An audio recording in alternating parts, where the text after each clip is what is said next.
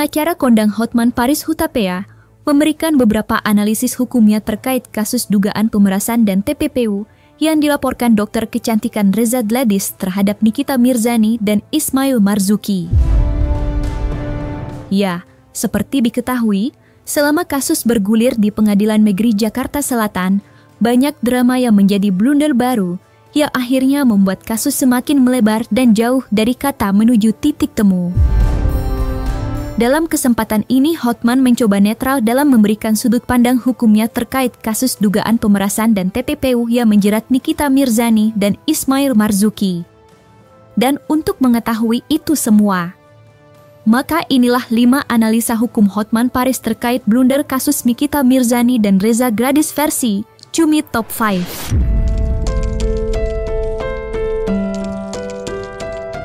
Hotman Paris Hutapea menilai kasus Nikita Mirzani versus Reza Gladys selalu diwarnai huru-hara. Ya, seperti diketahui, dalam persidangan kasus dugaan pemerasan dan TPPU dengan terdakwa Nikita Mirzani dan Ismail Marzuki yang digelar di Pengadilan Negeri Jakarta Selatan selalu menuai kehebohan. Mulai dari aksi Nikita Mirzani mengamuk kepada hakim dan jaksa, hingga kerusuhan dari para penonton yang menyaksikan jalannya persidangan tersebut. Menurut Hotman, huru-hara yang selalu ditimbulkan di setiap persidangan itu dapat membuat hakim yang mulia marah. Hotman menyarankan agar Nikita Mirzani bersikap baik demi keselamatan dirinya sendiri yang kini tengah terancam hukuman pidana berat. Wah, kalau kau tetap bikin huru-hara di situ, kasih komentar yang sangat aneh-aneh, itu malah membuat hakimnya marah. Pada akhirnya kan dia yang mutus. Ngerti nggak? Ya, pada akhirnya kan dia yang mutus, ya. Jadi cara terbaik adalah fokus kepada substansi hukum, fokus kepada substansi kasus. Jangan berbicara hanya soal jaket yang tidak dipakai, soal borgol. Kalau jaket itu, kemarin klien saya ada 8, semuanya direktur-direktur dari perusahaan konglomerat, semuanya pakai jaket. Tom Lembong diborgol sebelum sidang. Tom Lembong itu mantan Menteri Perdagangan, lulusan dari Harvard. Itu sudah SOP, itu sudah prosedur yang baku di kejaksaan. Ya, kalau mau merubah itu, minta DPR buat peraturan. Tapi sekarang ini bahwa tindakan jaksa untuk borgol dan jaket itu masih prosedur yang sah berlaku. Ya, siapapun jadi terdakwa bisa digituin gitu loh, ya. Jangan fokus ke sana melulu, fokus. Itu nanti malah merugikan Nikita kalau terus-terusan kalian serang aparat hanya gara-gara itu. Fokus kepada dakwaannya. Hotman Paris Hutapea secara terang-terangan mengimbau Nikita Mirzani serta pendukungnya untuk fokus ke inti dakwaan. Ya, Hotman menyarankan agar pihak terkait fokus ke surat dakwaan dan jangan terlalu banyak membuat huru-hara di pengadilan. Karena menurut Hotman, nantinya nasib Nikita Mirzani akan tetap berada di tangan hakim. Hanya saya mengingatkan kepada para pendukung Nikita agar fokus ke surat dakwaan. Jangan terlalu huru-hara di pengadilan yang membuat aparat hukum jadi marah. Ya, toh pada akhirnya nasibnya di kita kan di tangan hakim. Jadi fokus kepada surat dakwaan itu. Ya, fokus kepada surat dakwaan itu. Surat dakwaan itu intinya adalah mempergunakan media elektronik, ya, dengan cara melawan hukum untuk mendapatkan sesuatu. Yang maksudnya di situ, maksudnya jaksa itu adalah untuk mendapatkan uang. Itu dakwaannya. Saya nggak tahu apa itu terbukti atau tidak. Tapi itu dakwaannya tidak murni pencemaran nama baik. Tapi pencemaran nama baik menyebarkan informasi elektronik, ya, untuk mendapatkan dengan ancaman untuk mendapatkan uang. Itu inti daripada surat dakwaan. Itu pasal 27 ayat 2. Pasal 27 ayat 2 Undang-Undang ITE. Makanya berarti di sini ada pelapor yang adalah sebagai korban dugaan pemerasan. Ada terlapor yang dianggap sebagai pelaku pemerasan. Jadi pendukung Nikita harusnya fokus kepada apakah pelapor sebagai korban pemerasan itu benar-benar sebagai korban murni atau tidak. Hotman Paris Hutapea menyarankan Nikita Mirzani untuk membuktikan legalitas produk Reza Gladys di hadapan hakim yang mulia.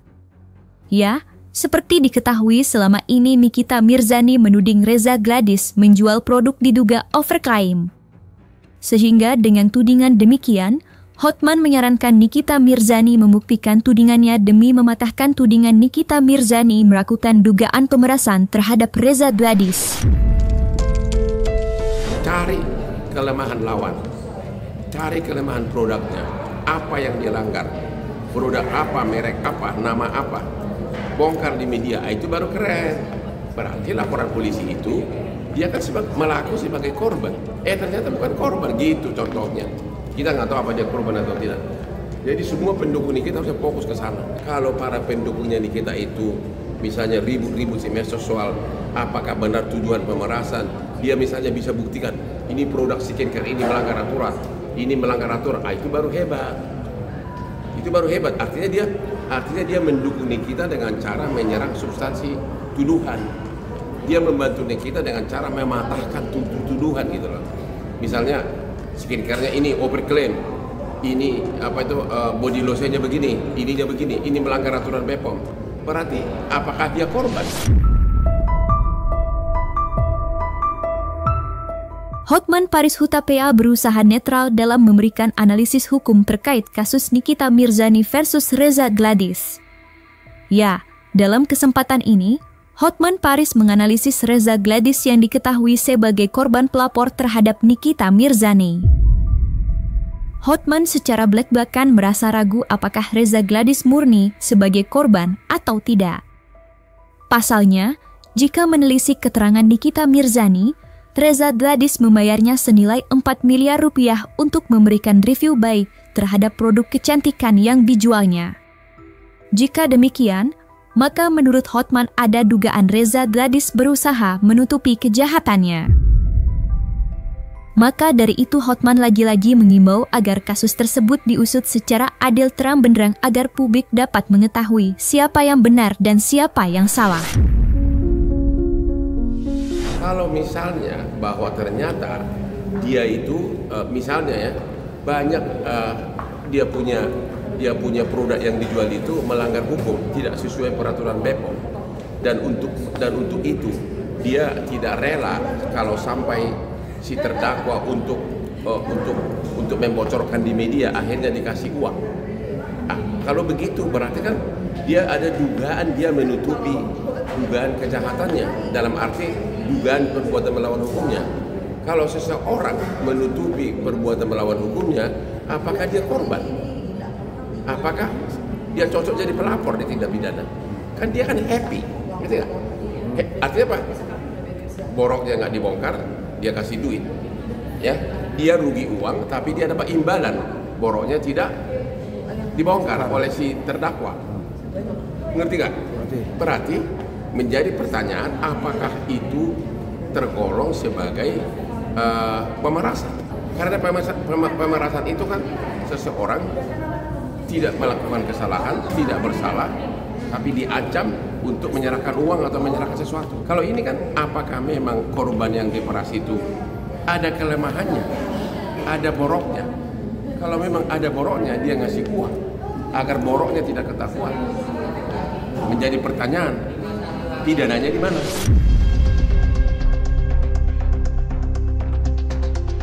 Terlepas dari blunder yang ada, Hotman menilai jika Reza Gladys akan diuntungkan jika Nikita Mirzani selalu membuat huru-hara di persidangan.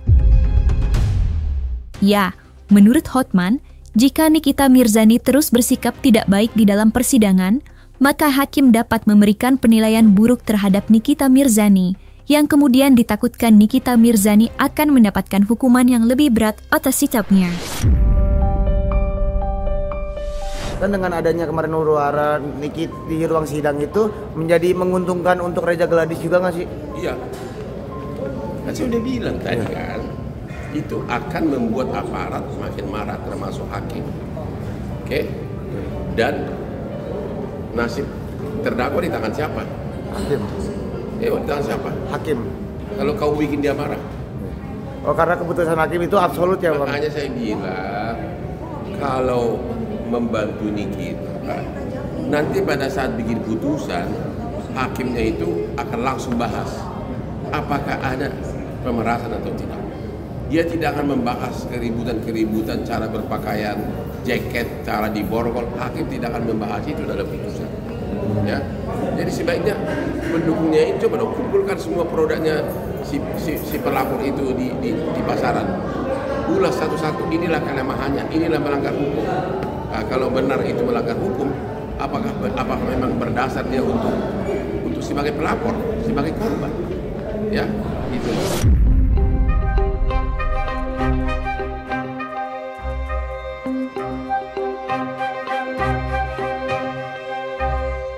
Nah, selesai sudah Cumi Lovers. Jangan lupa untuk like, subscribe, dan juga share channel YouTube Cumi Cumi.